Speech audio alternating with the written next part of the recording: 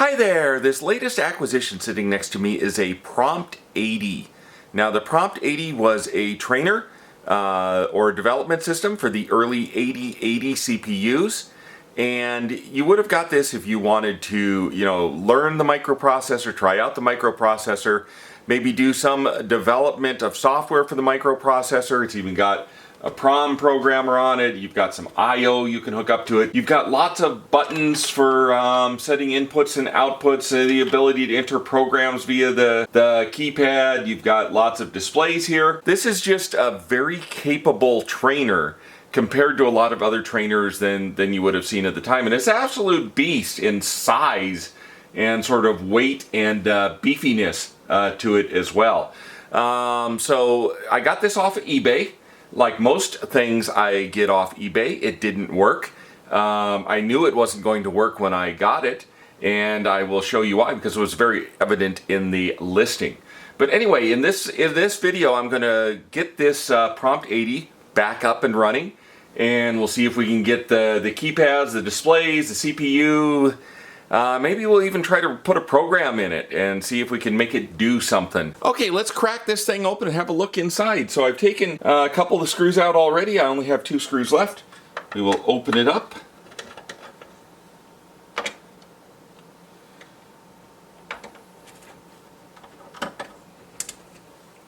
Get all 4 of them out now.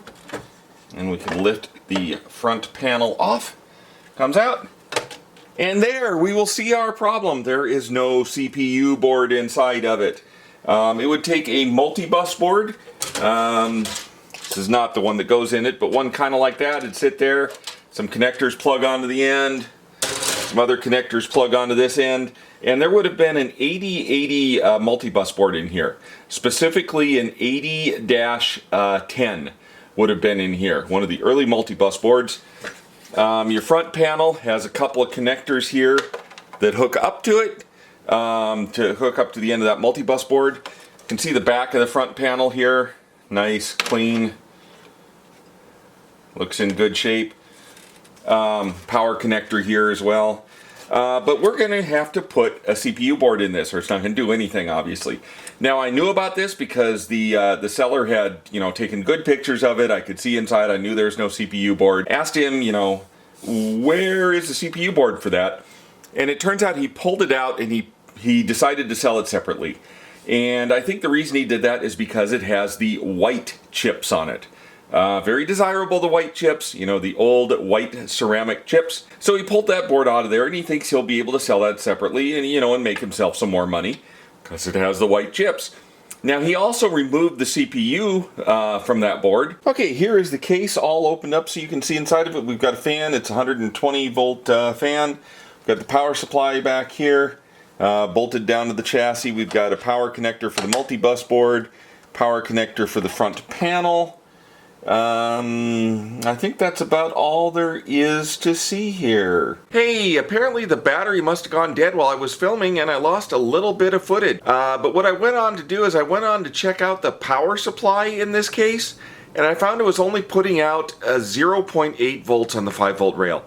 So the next thing I did was yank the power supply out so I could have a look at it and see if it needed to be recapped. Okay, here is the power supply that I took out of the Prompt 80. Now this is a serious, relatively heavy linear power supply.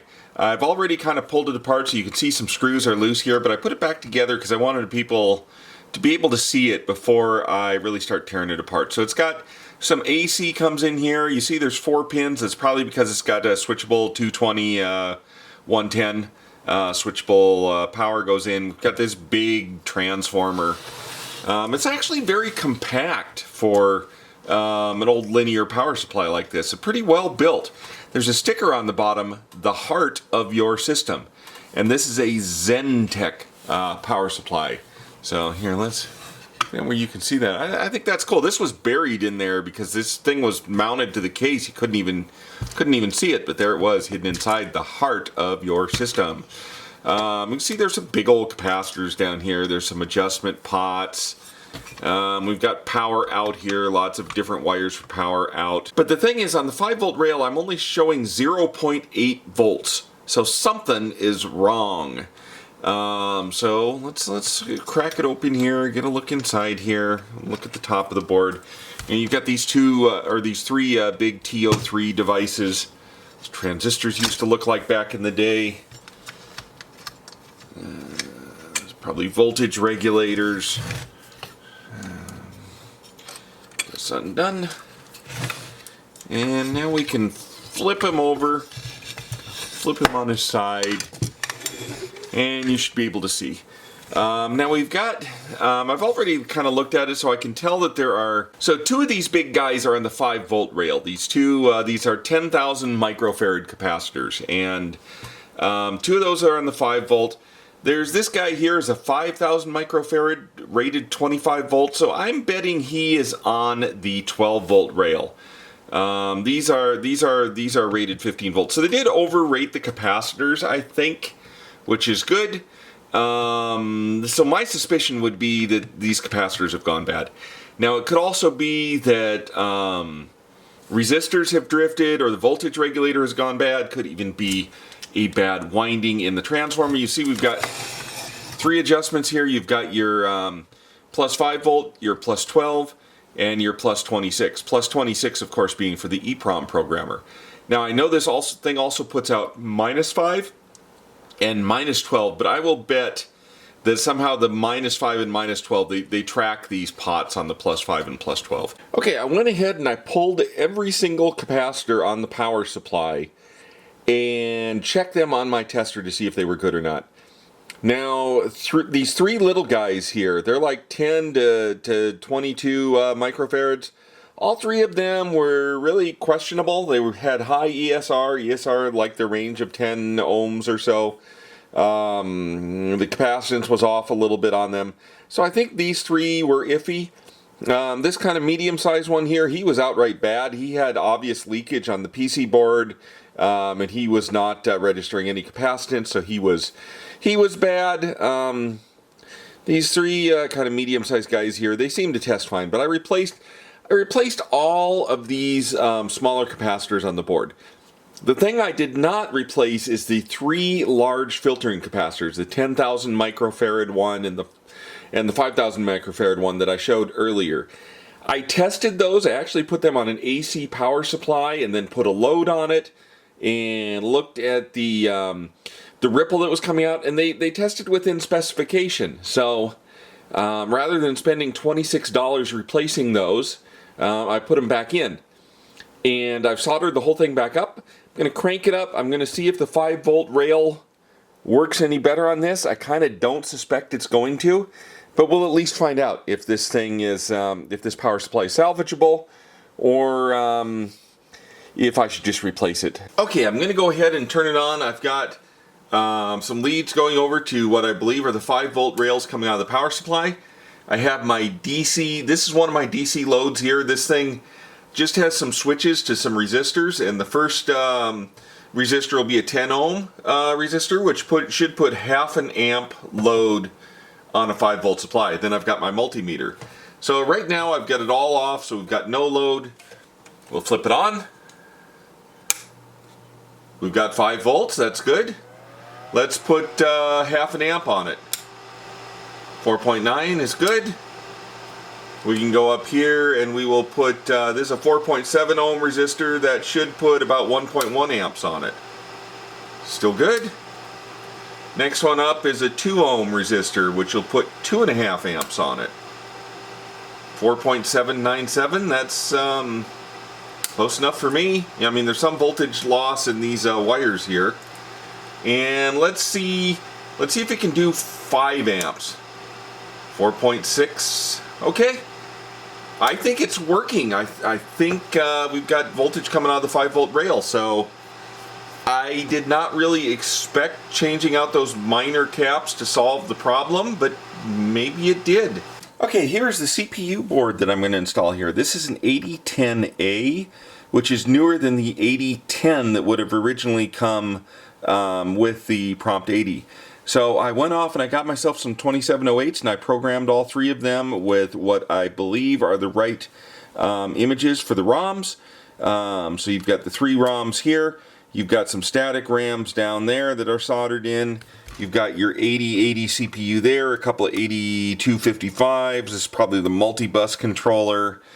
Probably over here somewhere we have a UART. Maybe it's that guy. Then the other thing you have to do is you have to get this thing jumpered all right. So I looked at the pictures of the one the guy had online that came out of the Prompt 80. And I have configured all of these chips up here to match, as well as the jumpers. You can see some jumpers there. I didn't have enough of these little wire jumpers, so I made some out of some sockets and plugged them in there.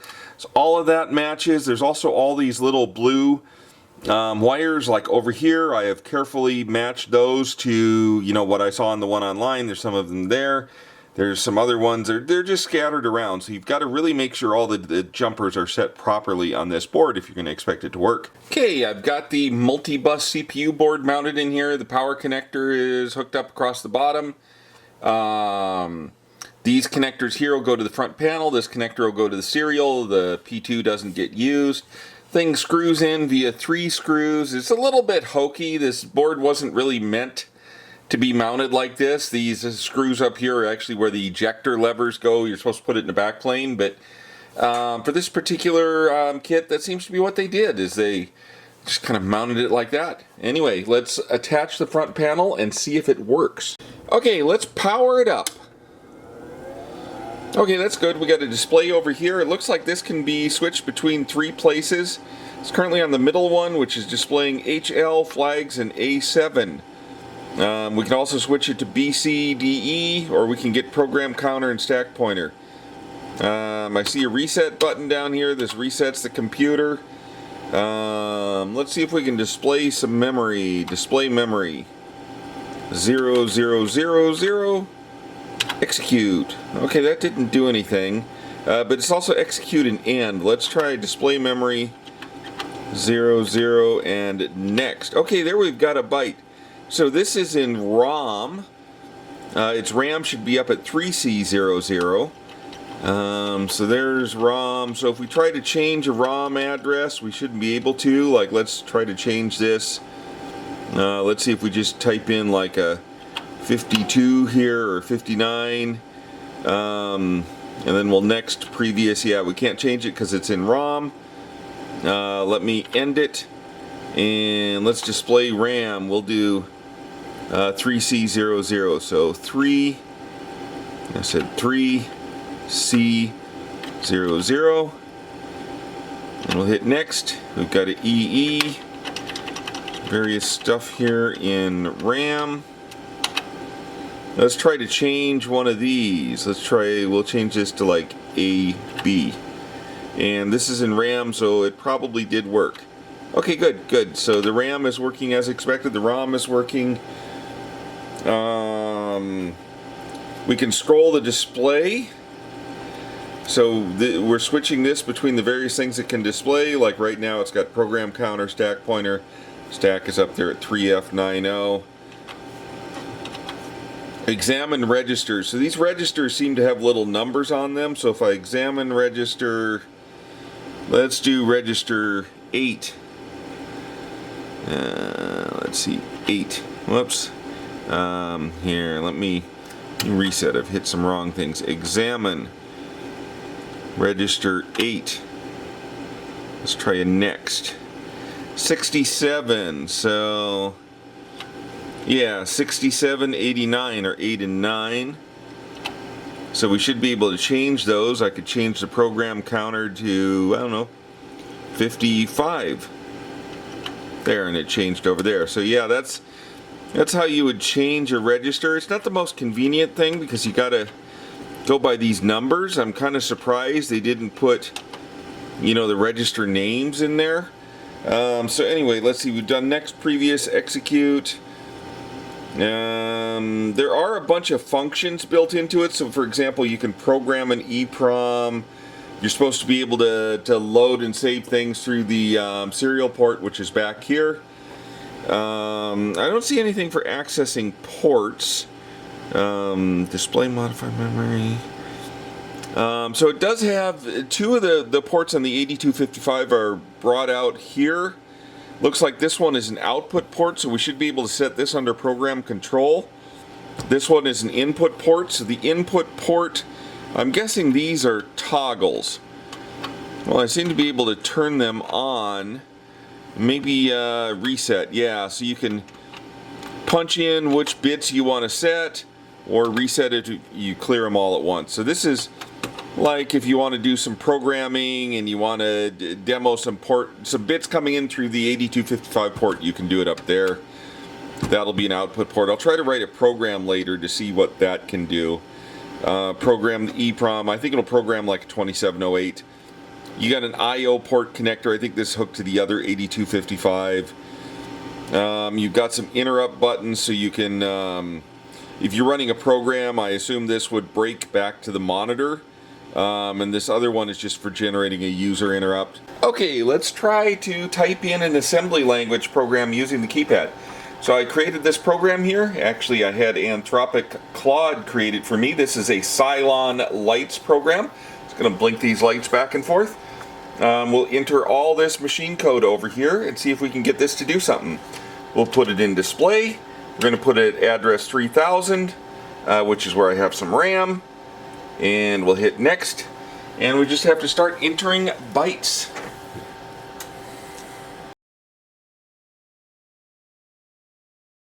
What we're going to do is we're going to do, let's exit this. We'll do go 3000. And there's our Cylon light going back and forth up there. Okay, so I have pulled out the 8010A board that I had in here, which is this one, and I have replaced it with an 8010B. Now there are two differences between these boards. Well, at least two differences. There's probably more than two, but the two notable ones, and the reason why I've made this change, is the 8010B. It has room for 4 kilobytes of RAM, and we'll see what I put that RAM to use for in a moment. But the 8010A has smaller RAM chips, only 1 kilobyte. So we get up to 4 kilobytes. The other thing this board has right here is a multi-module slot, which you have seen me use before in my other projects. So the 10B has a multi-module slot, 10A no multi-module slot. And that will allow you to plug in an extra little board if you've got something interesting you want to plug in. So we'll see what I do with that later in this video. Okay, and now for a little surprise, probably a very little surprise. If you read the title for the video, I'm going to push the F key, and function F, which I have put in the monitor, is the 4th programming language. So what I did is I took Figforth 1.1 for the 8080, and I stripped it down so it would fit in my remaining 5K of ROM. I made a few changes to make it ROMable. I made it use 4K of RAM, and I built it into this trainer. So all we have to do is push the F key and we've got 4th. So if we pivot up here and we look at my monitor, there we go, Figforth. I'll zoom in so that you can see that a little bit better. Okay, people have seen me do the 4th programming language in previous videos. It's one of my favorite programming languages, relatively easy to implement on an 8-bit computer. This is Figforth. It's actually my pared down version of Figforth to fit it in 5K. So let's do a V list. This will tell us what is in the vocabulary. And those are the words that remain after I did my hacking out to make it fit. So I dropped everything related to the disk and blocks and a few other small things. So certainly we don't have a disk, we don't have screens, we don't have blocks. But the way 4th works is all of your other words are based on these words. You just define new words. So I will define the word Scott, and dot quote is a word. If you look up there, it's somewhere up there in the dictionary, there's a dot quote, and it is a word that prints out something to the terminal. So we'll do dot quote, Scott was here. We'll close it, and then we'll add a carriage return, semicolon. And then if we do the Scott word, prints out Scott was here. If we do a VList, you see the Scott word is up there at the top. And then we can define new words based on those other words. Let's do to Scott.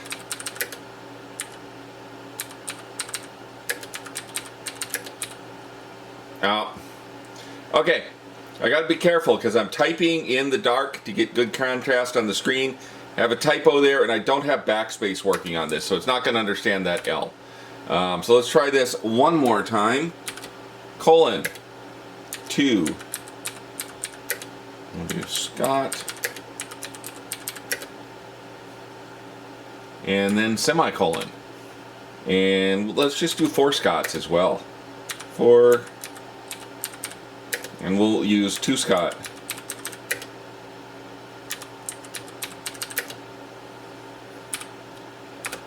And then if we run our 4 Scott, there we go, it printed it 4 times. So this is a stack-based machine, so if we do 1, 2, 3, 4, we'll put both of those on the stack, do a plus, and dot will print it.